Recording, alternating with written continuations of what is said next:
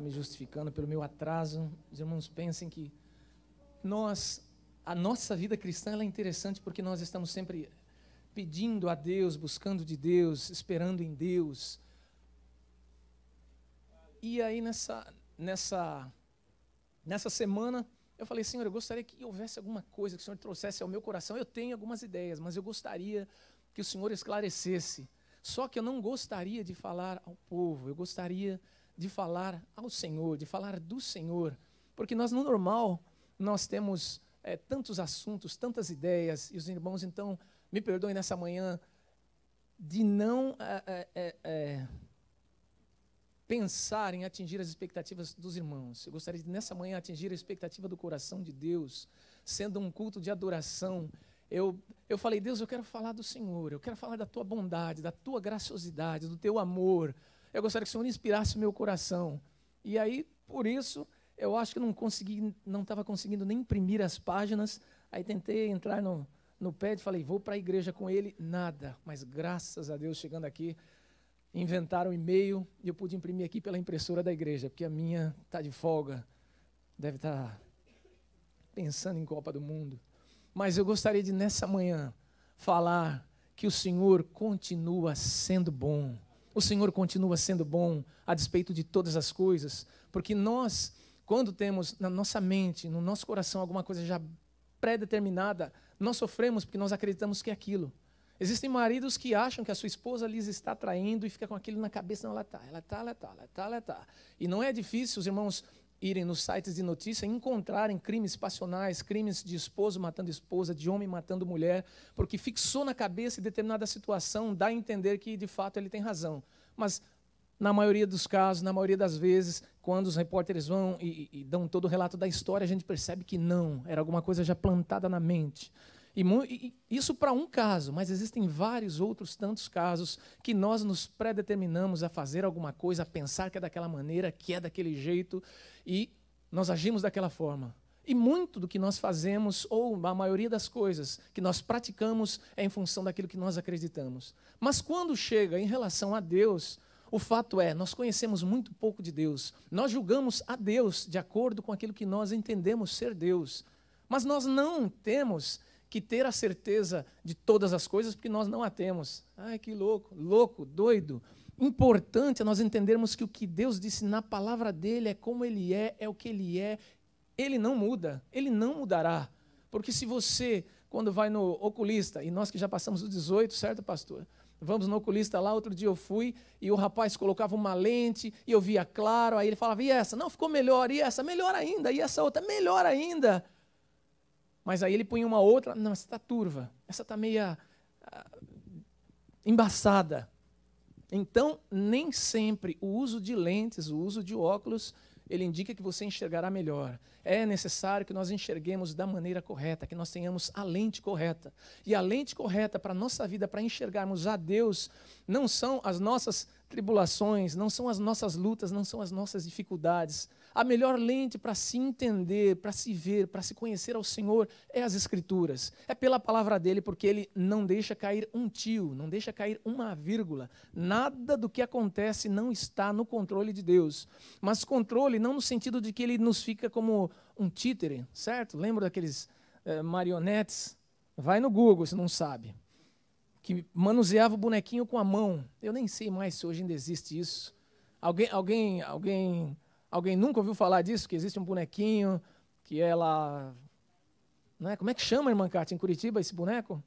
Marionete. Não é bolo, não é doce, marionete. E aí o controlador fica controlando os movimentos dele. Quando nós falamos que Deus está no controle, que Deus rege todas as coisas com segurança, que Deus gerencia a nossa vida, não é no sentido de que Ele nos manuseie. Deus acompanha conosco todas as coisas. Deus é tão bom, mas é tão bom, mas é tão bom, irmãos, que mesmo numa situação complicada, numa situação difícil, Ele pode fazer com que essa situação redunde em bênçãos para a nossa vida. Salmo 34, que eu vou ler nessa manhã, ele é interessante porque foi um salmo escrito pelo grande rei Davi, amado, adorado, a segunda maior indicação, o segundo nome comentado em todas as igrejas, em todos os cultos, todos os dias, todos os anos.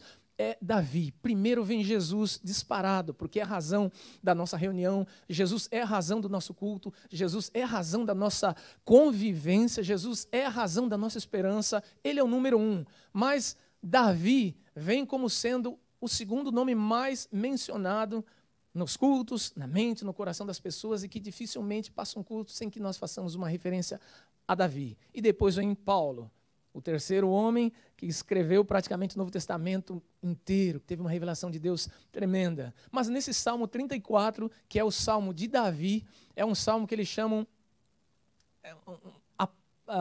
acróstico, porque tem 22 versículos, fácil de gravar, se pergunta na prova, 22 versículos, só que na língua hebraica original, cada versículo começava com uma letra.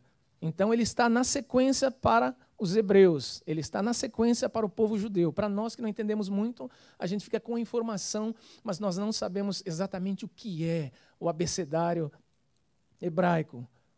E isso remete a Davi lá atrás. Ele começa falando de um momento na vida dele em que, quando Deus o escolheu para ser rei, quando Deus disse: agora colocarei um homem segundo o meu coração, porque Saul foi uma escolha popular, e Deus falou: então tá bom, tenham um rei, mas vocês vão ter todos os deveres para com um rei. E de repente, quando o Senhor coloca Saul no reinado, ele faz algumas atitudes que o tornam reprovável diante do Senhor. O Senhor fala: olha, passou, basta de Saul, chega. Saul não vai ter um fim tão bom como ele deveria ter tido no começo. Então o próprio Senhor separa Davi e chama Davi e manda lá Samuel, que unge Davi. Só que quando Davi nem sabia, nem sonhava que poderia ser rei, ele é ungido rei, a vida dele se transforma. Saul enciumado, Saul muitas vezes possuído, tenta acabar com a vida de Davi, mas Davi o tempo todo, conhecendo ao Senhor dos seus pais, mas conhecendo o seu Senhor, ele não intentava mal nenhum contra Saul. E a Bíblia diz que em diversas ocasiões Saul falava uma coisa, dali a pouco ele desdizia e vinha contra Davi. E aqui no Salmo 34 é uma experiência em que Davi está fugindo de Jerusalém, fugindo de Saul, e vai para uma terra de Gate, encontra um rei que ele sabia que poderia acabar com a sua vida, o rei Abimeleque. Mas Abimeleque pode ser o título de um rei, pode ser um título nobre, mas a Bíblia chama ele de rei Ax ou Aquis, depende do acento. E Davi vai para lá, fugindo de Saul. E a Bíblia fala que ele, temendo pela sua própria vida, e as pessoas conheciam a fama de Saul, porque já era um guerreiro, uma pessoa famosa. A Bíblia fala que ele, temendo por sua vida, vai para aquela terra, mas com uma estratégia, no sentido de que, se eles tentarem me matar, o que vai ser de mim? O que farei? E os homens reconhecem Davi pela sua força, por aquilo que Davi era, por quem Davi era, porque é difícil esconder uma celebridade, certo? Celebridade é quando todos te conhecem, mas você não conhece todos. Então você pode se considerar uma celebridade. Quando alguém: ei, Júnior! E você vai para o outro canto no Walmart: ei, Júnior! E você não conhece e fala: mas Paula, quem é amigo seu, algum conhecido seu? Então Júnior é celebridade. Um homem muito amoroso, muito querido, e na verdade ele é bem celebridade, não no sentido de tratar as pessoas. Menino amoroso, mas é uma celebridade, super conhecido em Tampa. Traz seus amigos para cá, Júnior, aproveitando. Então, Davi, ele não sabia as pessoas que estavam em volta dele, mas as pessoas o conheceram e levaram até o rei, dizendo: esse é um espião, ele é perigoso, ele pode acabar com o nosso reino, porque ele, com alguns poucos homens, estava detonando todos os países em volta, as nações diferentes, os inimigos. Ele não perdia uma batalha. Então, quando o rei olha para Davi, Davi se faz de louco, se faz de bobo, começa a babar, começa a chegar perto do rei. E o rei fala: vocês estão loucos? É esse daqui que vocês estão falando, que cantavam que Saul era um grande guerreiro e esse daqui era 10 vezes mais? É esse? Não, chega, não preciso de mais um louco na minha casa, não. Basta, põe para fora. Então Davi diz que sai babando, sai lá balançando, sai meio maluco e vai-se embora. Mas aí, anos depois, ele se lembra do favor de Deus e escreve esse salmo com gratidão no coração, porque ele sabia que o Senhor, que o havia chamado, que o havia escolhido, que o havia colocado situações no seu coração e uma vida toda para ele repensar e dizer: agora vai ser mole, agora vai ser fácil, agora vai ser bom. De repente a vida dele se transtorna, a vida dele vira uma confusão de um pastor do mato, de um homem reconhecido, para um homem perseguido, para um homem agora que estão tentando assassinar e matar, e que ele não pode confiar em muitos, porque ele pode ter muitos traidores em volta. Mas no seu coração, Davi sabia que o Senhor continuava sendo bom. A mesma coisa se dá na nossa vida, irmãos, muitas vezes em que nós passamos por situações de separação, por situações de morte, por situações de quebra, por situações de queda, por situações de divórcio, e nós nos perguntamos, aonde estará Deus que me fez tanta promessa? Depois que eu me batizei, a grande maioria dos novos convertidos tem essa fala, depois que eu me batizei, a minha vida se tornou uma luta, uma perseguição, se tornou uma água.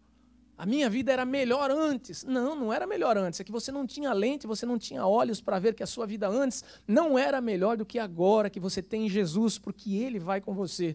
Mas independente das dificuldades e das situações, independente daquilo que nós gostamos ou não, irmãos, Deus continua sendo bom na nossa vida de todas as formas, em todas as formas. Ah, mas eu tinha dinheiro, eu saí do Brasil com uma situação privilegiada, venho para cá, é uma outra realidade, mas o Senhor está te ensinando, o Senhor está te fazendo passar por uma prova que certamente Ele vai dizer, olha, você foi aprovado com nota boa, você passou por isso que era para melhorar o seu caráter, que era para melhorar o seu relacionamento, que era para melhorar a sua vida, que era para melhorar a sua moral e o seu caráter, e nós nem sabíamos que tinha uma índole tão ruim. Nós até imaginávamos, como tem gente ruim, mas como tem gente de caráter perverso, como tem gente de moral, ou antes, como tem gente amoral, como tem gente sem moral, maus pagadores, detratores, mentirosos, caluniadores. Isso tinha, mas veio aflorar aqui na América. Não é que a pessoa aqui na América ela começou a andar com algumas pessoas e se desviou, mudou a cabeça. Não, ela conseguiu demonstrar, ela conseguiu se mostrar. Ah, mas ela é tão irritada, ela era tão brava, e aqui ela ficou pior, virou um cangaceiro, só falta dar tiro, ficou mais bravo. Porque dentro, está dentro de si. Mas quando Jesus vem para transformar a nossa vida, irmãos, Ele transforma essas coisas, Ele muda o nosso caráter, sim, Ele muda a nossa vida, nos dá uma vida de qualidade em Deus, no sentido de que aquilo que nos afrontava, aquilo que nós partiríamos para a briga, aquilo que nós faríamos de mal às pessoas, nós já não mais podemos fazer, porque nós estamos mortos em Cristo Jesus, e a Bíblia fala que um morto não reage. Ou alguém já viu algum morto ter de repente um rompante? Não foi como esses dias que alguém matou uma cobra, é isso? Mataram uma cobra, só que esqueceram que a cabeça ainda continua com alguns surtinhos nervosos, e o rapaz foi picado pela cobra, quase morre, o corpo esfacelado, mas ele esqueceu da cabeça.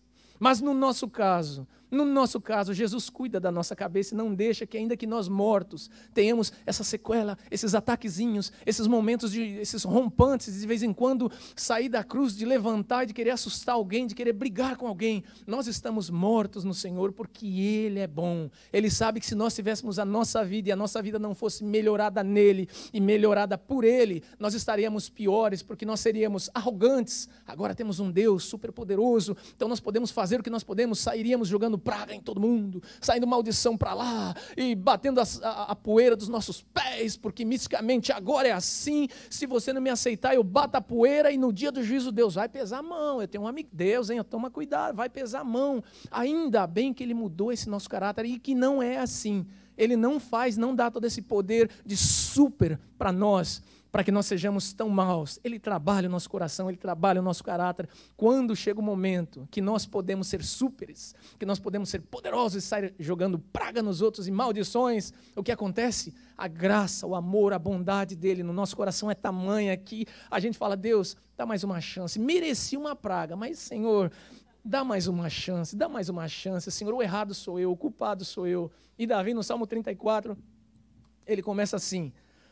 A estrutura dele, ele está determinado em louvar ao Senhor e chamar a congregação para o louvor.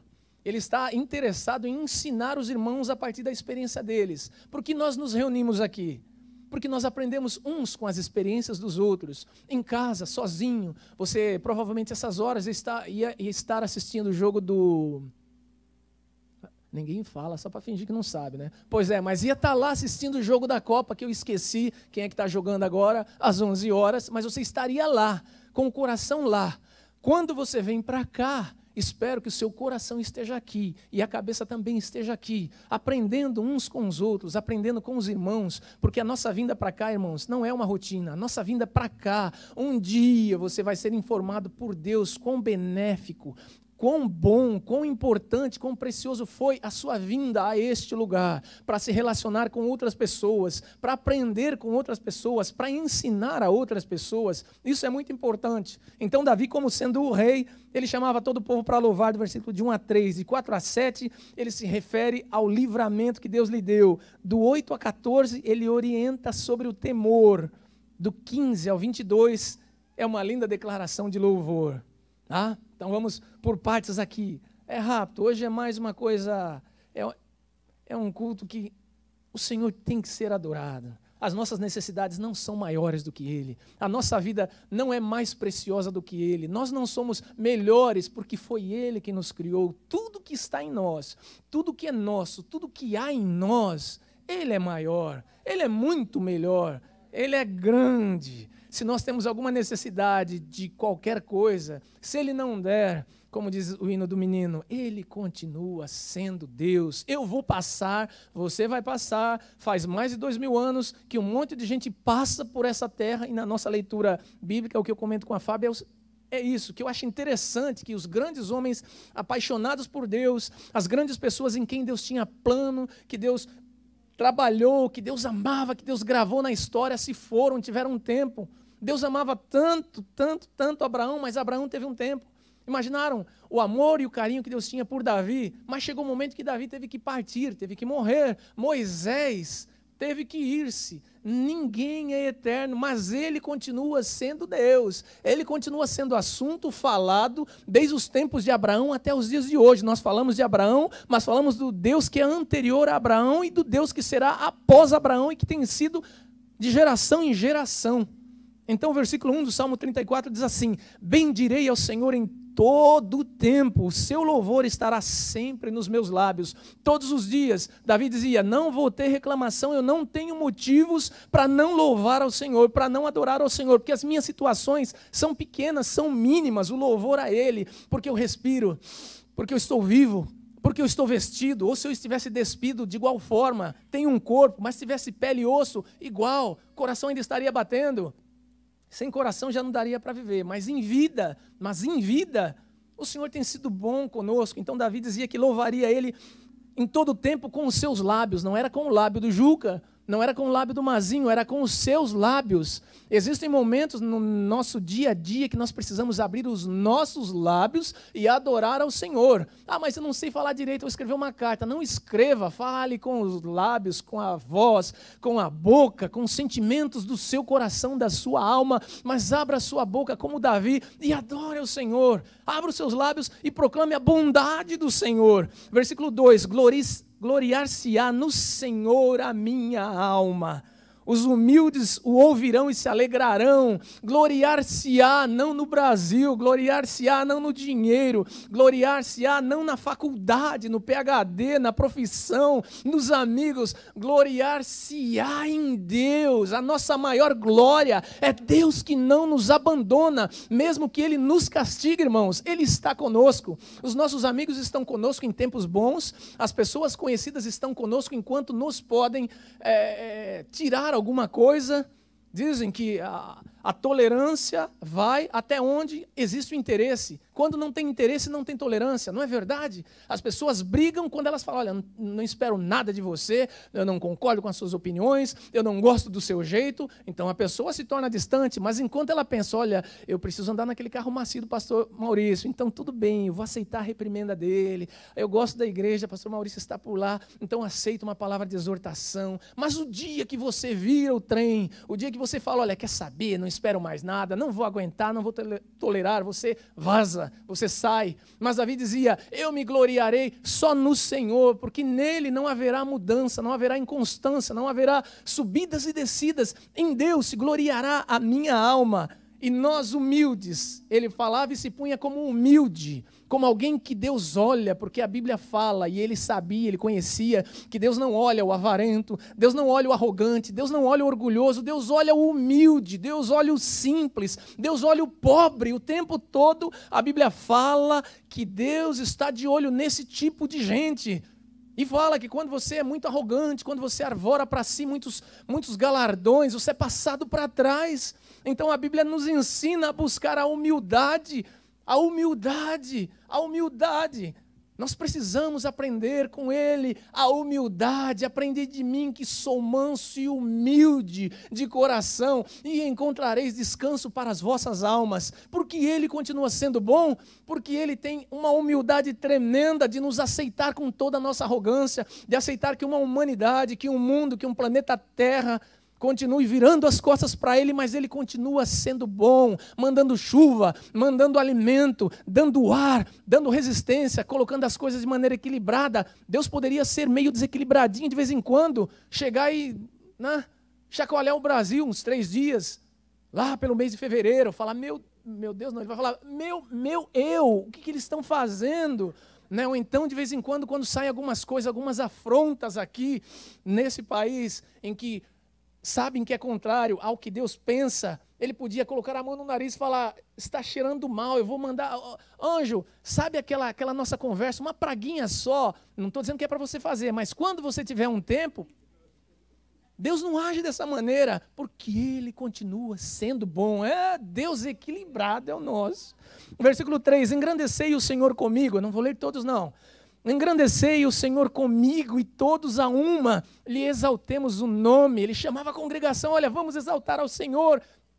Vocês me amam, vocês me querem bem, vocês estão satisfeitos comigo, vocês me acham uma celebridade, vocês gostam de mim, então vamos, eu e você, celebrar a Ele com alegria, porque Ele é extremamente grande, Ele tem que ser exaltado. Vem comigo, se não quer ir sozinho, vem comigo, e se você chegar lá, eu estarei lá. Davi, um adorador, por isso que o coração de Deus se alegrava, porque era um homem que dizia, eu quero estar junto ao Senhor, eu quero estar na presença do Senhor, eu quero o Senhor, eu tenho fome do Senhor. Eu não sei como é que Deus criou Davi ou que tipo de ensinamento ele teve, irmã Kátia. As irmãs que não estão vindo, estão perdendo, já tiveram sobre as bem-aventuranças, tiveram estudos sobre Davi, são coisas sequenciadas que quem perde, perde. Eu espero que as irmãs estejam se deleitando, porque o assunto já em si é tremendo. Agora, o que não dirá o desenvolvimento que elas fazem, que elas pesquisam, que elas vão atrás, que elas oram, pedem de Deus graça. E a Bíblia fala que Davi era um homem segundo o coração de Deus, mas eu não consigo entender até hoje. Quem ensinou Davi?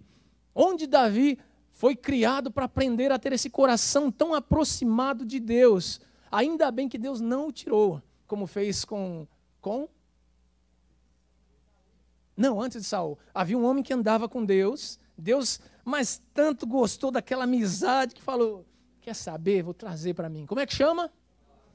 Muito bem, Enoque, mas houve um outro também, muito amigão de Deus, que Deus pegou e falou, quer saber, não vai morrer, vai vir aqui para cima. A gente acha ele meio durão, meio depressivo, meio nervoso, mas de repente vem uma carruagem de fogo que separa e ele é levado ao céu. Não na carruagem, ele é elevado aos céus. Quem?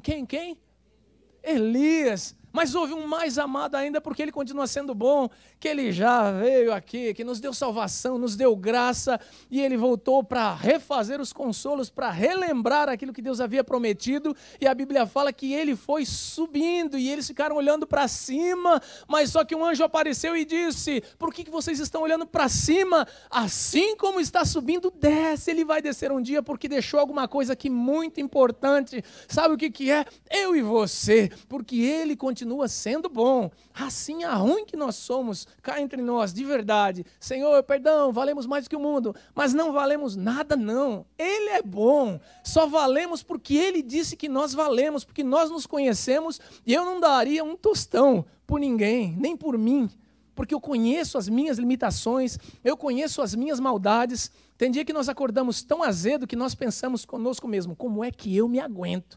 Imagina as pessoas que estão em volta de mim. Não é? Você fala, não, foi demais.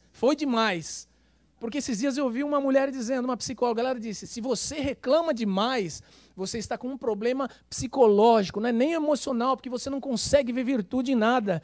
E ela dizia, aquele que reclama não faz nada de bom, porque quem reclama, reclama.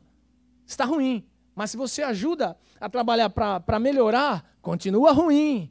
Não vê virtude nunca em nada. Então ela dizia, se reclamar adiantasse alguma coisa, você teria todo o direito e razão de ser um reclamão, um murmurador. Mas se não muda nada a sua reclamação, fecha a boca, porque senão você é considerado um doente. Eu falei, uau, para novembro essa. Não. É para hoje, é para agora. Nós precisamos, irmãos, entender que Ele é bom, Ele nos valorizou não valendo nada. E esse tostão furado é porque era uma moedinha antes do Império que estava no Brasil, depois com o Império lá, até Getúlio Vargas, tinha esse tostão, mas era um tostão mais valorizado, era uma moedinha um pouquinho maior. Então, o tostão anterior, nós cunhamos essa expressão, não tem um tostão furado, que era para dizer, não tem nada, não vale nada, porque esse tostão pequeno, era uma moedinha pequena, um coinzinho pequenininho, ele não comprava absolutamente nada, igual essa moedinha de 1 centavo, que você precisa juntar muito para ter $1. E esse tostão não valia nada. Aí quando chegou um tostão novo, esse que já não valia nada virou 0 à esquerda. Então eles diziam, olha, você não tem um tostão furado, porque você não tem absolutamente nada. E nós não tínhamos e não éramos nada, mas Deus nos valoriza dizendo que nós somos mais do que o mundo. Mas por causa de Jesus, não porque nós em si tenhamos alguma coisa que merecesse o olhar misericordioso e bom de Deus, porque nós duvidamos todos os dias.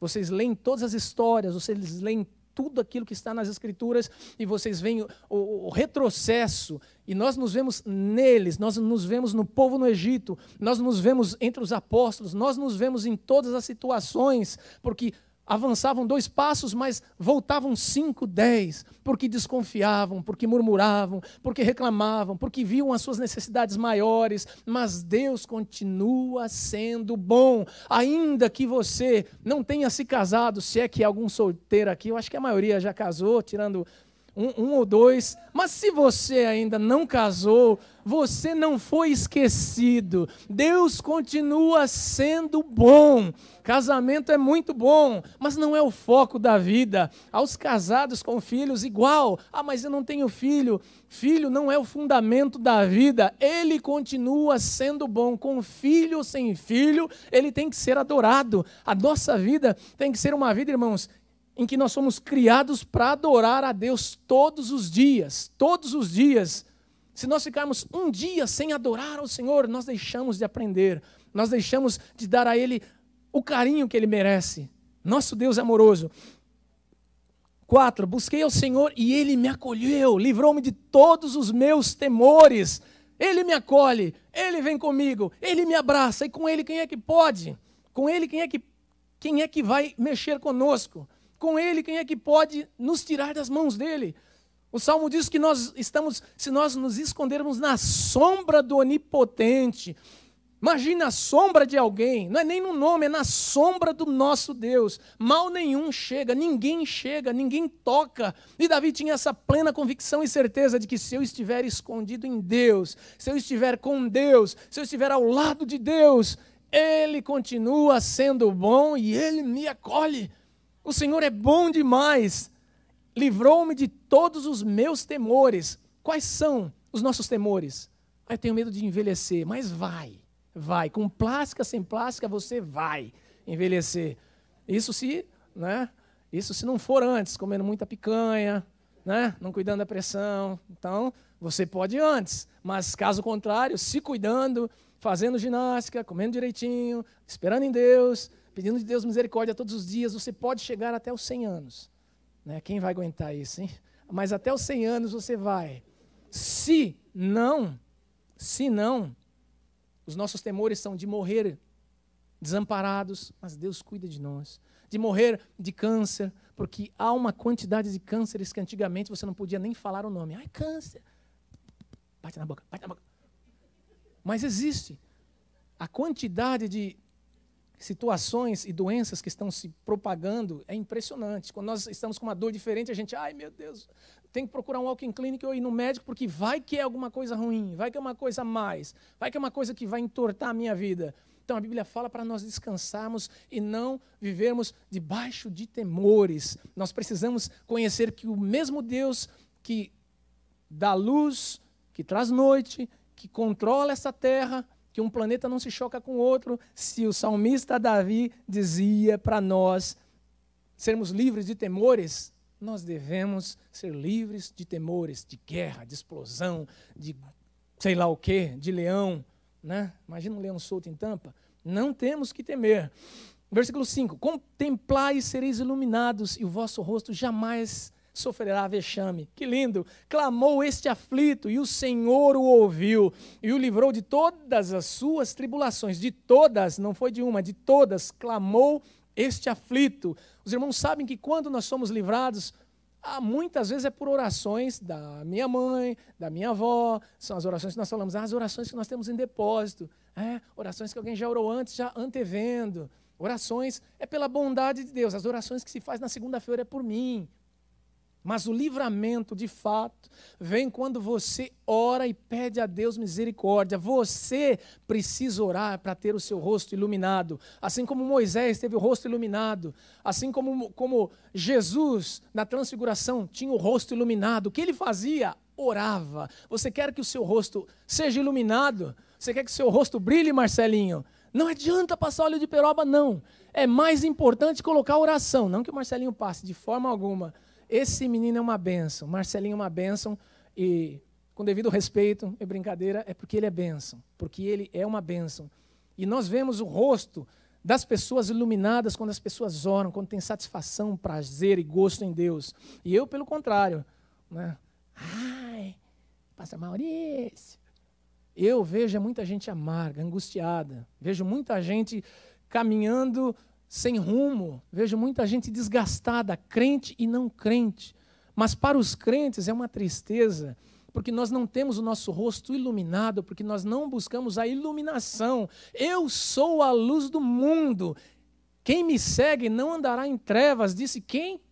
Jesus. Jesus. Não é para bater cabeça, não é para sair tropeçando, não é para sair perdido. Quem está em Cristo Jesus, quem está em Jesus tem o seu rosto iluminado. Mas o que significa rosto iluminado? Eu sei para onde vou, eu sei quem me guia. Parece que eu estou sem controle, mas Ele me guia, Ele sabe o caminho, Ele tem a luz correta para a minha vida. Em Jesus, já estou terminando. O anjo do Senhor acampa-se ao redor dos que o temem e os livra. Famoso versículo.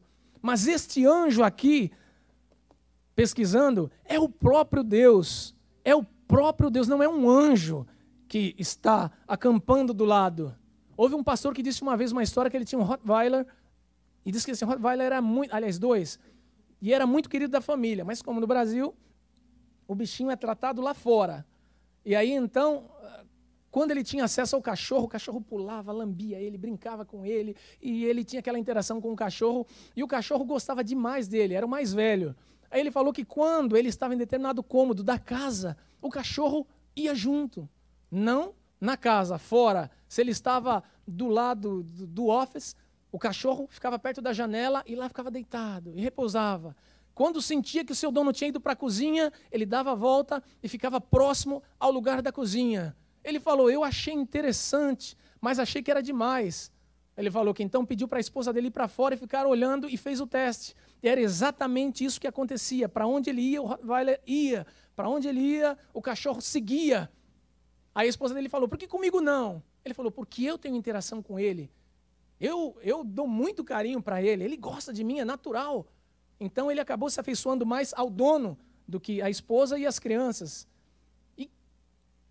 E aí o pensamento é, e Deus? Não que Deus seja um Rottweiler, mas para onde você vai, o Senhor te acompanha, por causa da bondade, da misericórdia, Ele vai indo. Mas quando você tem relacionamento, intimidade com Deus, quando você tem vida com Deus, quando você diz que depende dEle, que precisa dEle para tomar as suas decisões, que você o ama, que você o adora, que você quer estar na casa dEle cantando, que você quer ver a glória dEle, que você quer passear com Ele, que você quer morder Ele, que você quer dEle, ok. Então Ele pega e fala, esse é um filhão querido, vou estar mais perto, mais junto. E eu entendo que O anjo do Senhor acampa-se ao redor. Quando você tem intimidade, fica muito mais fácil. Quando você tem intimidade com Deus, o próprio Deus vem. Hebreus fala de anjos ministradores que Deus envia e dá uns livramentos. Ok, mas olha que honra, olha que graça, olha que satisfação. O Deus do universo ao nosso lado, acampado. Sabe o que é acampado? Não tinha aqueles petistas que foram lá na cidade do pastor Maurício, que a irmã Cátia não é de lá não. Pastor Maurício, bom dia, Lula. Diz que eles estavam acampados em frente a uma penitenciária. Não por ser ele, só pelo exemplo, mas eles estavam acampados, enchendo a paciência todos os dias. Bom dia, boa noite. Me parece que não tem mais isso, né? Que a polícia já pôs para correr. Agora, o nosso Deus, ele está acampado constantemente ao nosso lado. É isso que Davi disse, olha, eu senti que a morte estaria perto, mas ele estava comigo, ele estava acampado, ele estava morando, ele estava lá, então eu não tinha por que temer. Vou mais pular 2 últimos e acabo. Ó, provai e vede que o Senhor é bom. Bem-aventurado o homem que nele se refugia. Eu nem segui aqui. Ó, provai e vede. Malaquias 3,10 fala de um provai. Mas esse provai, pastor Marcos, de Malaquias 3,10 é um teste. Certo? Olha, provai e vede se eu não vos abrir as janelas dos céus de maneira tal que vos advenha maior abastância em função do dízimo, que nós usamos para o dízimo, mas que era para uma situação específica financeira em Israel. Esse era um provai. Mas esse, ó, provai e vede, versículo 8 do Salmo 34 de Davi, é o provai de experimentar. Esse provai de você degustar. Sabe quando tem uma comida gostosa que você fala, eu vou provar essa comida, eu vou provar esse bolo, essa prova que o salmista convida a se fazer. Não é um teste para ver se Deus está conosco, mas é uma degustação, uma experimentação de que Ele é bom. Irmãos, nós precisamos conhecer e entender que o Senhor é bom. O Senhor é bom.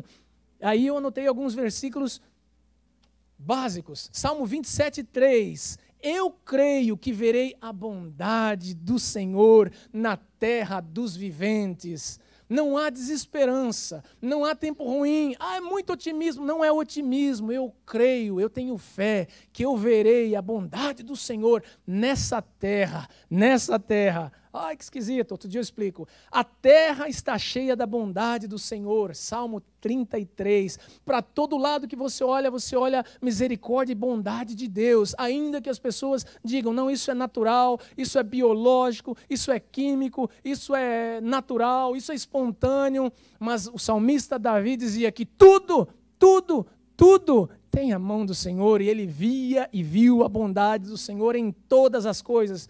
Jeremias 31:14, saciarei de gordura a alma dos sacerdotes, dizendo o Senhor a Jeremias. Depois Jeremias, quando ouvia do Senhor algumas coisas, então ele escreveu o que Deus disse. E o meu povo se fartará, 31:14 de Jeremias, e o meu povo se fartará com a minha bondade, diz o Senhor. Pensa o que é um povo abençoado, farto, um povo que está over das suas necessidades, um povo farto da bondade de Deus. Mas a bondade de Deus é o quê? Para me curar? A bondade de Deus é o quê? Para me dar um emprego, para me dar uma casa, para me dar um carro, para me dar um casamento? Não, a bondade do Senhor é muito mais do que isso. A bondade do Senhor não vai se explicar pelo gozo, pela alegria, pela satisfação, por alguma coisa que não tem preço, que não dá para precificar e dizer, olha, é assim. Não, não é assim. A bondade do Senhor em nós é algo que transborda em riso, em alegria, em júbilo, em satisfação, porque os milagres acontecem, eles estão aí, mas nós nos cansamos. Quando a bondade do Senhor vem, nós não nos esquecemos de nada disso. Isso faz parte da nossa vida, a bondade do Senhor, porque estou vivo pela bondade do Senhor, porque tenho amigos pela bondade do Senhor, porque eu estou numa igreja que eu amo pela bondade do Senhor, porque eu vim parar nesse país pela bondade do Senhor, porque eu estou usando roxo pela bondade do Senhor, porque eu estou saciado pela bondade do Senhor, porque eu estou passando tribulação pela bondade do Senhor. Porque coisas ruins vêm sobre a minha vida, é pela bondade do Senhor. Porque se as coisas ruins viessem e não fosse a bondade, nós seríamos destruídos. Mas as coisas ruins vêm, passam. As situações ruins vêm, nos ensinam, levam alguma coisa, mas elas passam. E a bondade do Senhor permanece. É por causa disso que nós não somos atribulados, nós não somos abatidos. Porque Ele é o nosso pastor. O que diz o Salmo 23? O Senhor é o meu pastor e nada me faltará, porque nesse texto ele vai falar dos leões. Os leões têm falta de comida. Os leõezinhos padecem porque precisam que os pais lhes tragam uma caça menor. E eles passam fome. Mas o salmista diz, olha, mas eu não tenho falta nenhuma, porque ele sabia que o Senhor era o seu pastor e nada lhe faltará.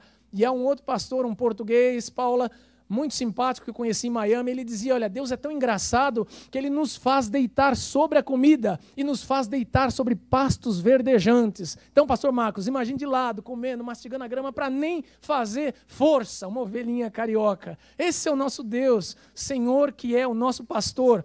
Romanos 2 diz assim, a bondade do Senhor é que te conduz ao arrependimento. É por causa da bondade dEle, porque se fosse esperar que eu me arrependesse... É ruim, sou ruim de me arrepender. Não é isso que falam muitos? Graças a Deus não. Jesus tem mudado, a gente às vezes é cabeça dura, mas o arrependimento que a bondade dele provoca em nós é para mudança. Filipenses 4, 6 e 7 diz assim, não andeis ansiosos por coisa alguma, em tudo, porém, sejam conhecidas diante de Deus as vossas petições pela oração e súplicas, com ações de graça. E agora? E a paz de Deus, que excede todo entendimento, guardará o vosso coração e a vossa mente em Cristo. Por quê? Porque Ele continua sendo bom. Ele, mesmo que nós nos revistamos de beiçudinhos, de irritadinhos, Ele continua equilibrado e bom. Que Deus precioso que nós temos. Mas antes... Vai cantar, Mazinho? Maravilha, glória a Deus, irmãos. Esse hino foi uma das inspirações para esse texto, porque Deus continua sendo tão bom, que eu gostaria que os irmãos meditassem nessa letra. Baixa a cabeça, porque você não vai cantar junto, e ouça essa melodia, que preciosidade, que tem que ser cantada no céu. Glória ao nome do Senhor.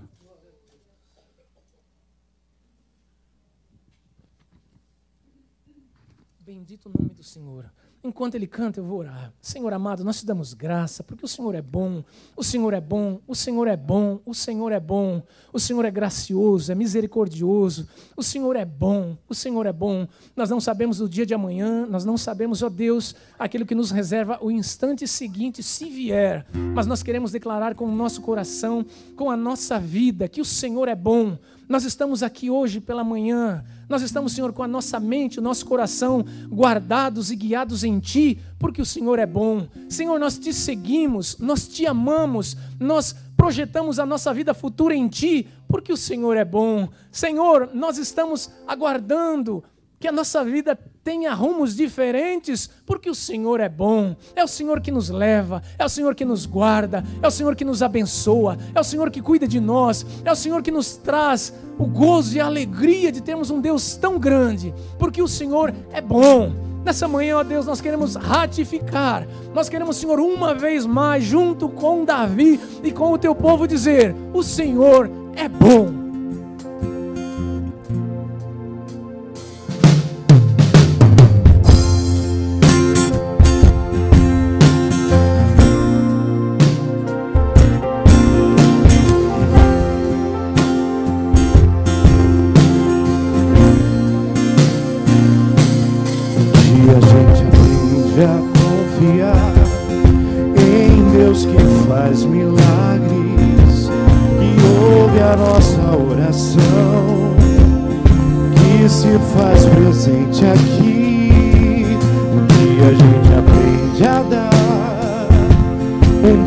Só de cada vez, mas sem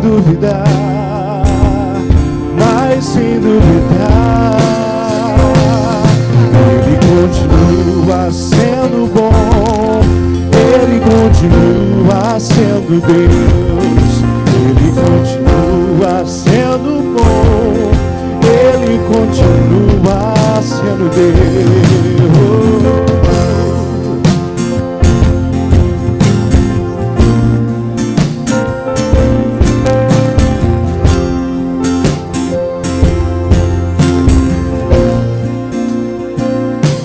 Então chega o dia de viver tudo que se aprendeu e a enxergar até o que não se pode ver. Chega o dia de entender, até ouvir um não de Deus, mas sem duvidar, mas sem duvidar, Ele continua sendo bom, Ele continua sendo Deus, Ele continua sendo bom, Ele continua, cante ao Senhor, diga, Ele continua sendo bom, Ele continua sendo Deus, Ele continua sendo bom, Ele continua.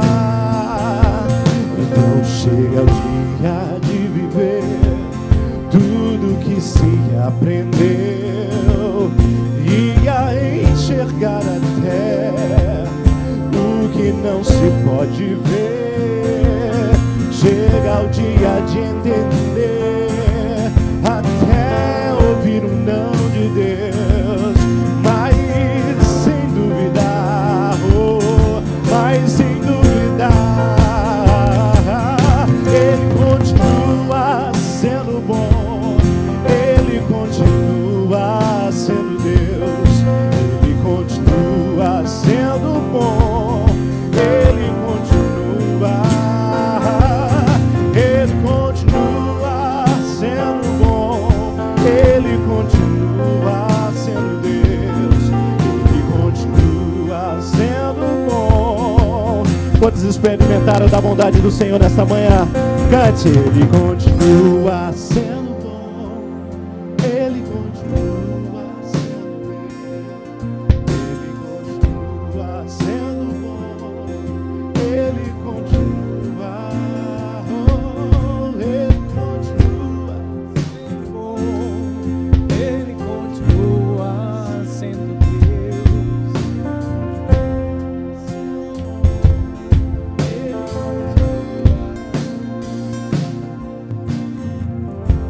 Irmãos, ouve, a minha vida toda eu esperei e achava que não ia casar, mas Ele continuava sendo bom. E houve situações em que eu falei, Deus, e agora? E agora?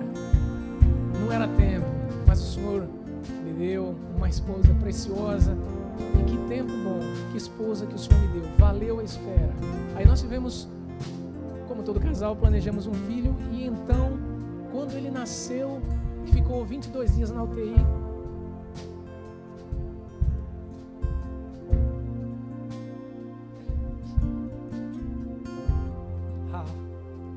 a gente falava, Deus,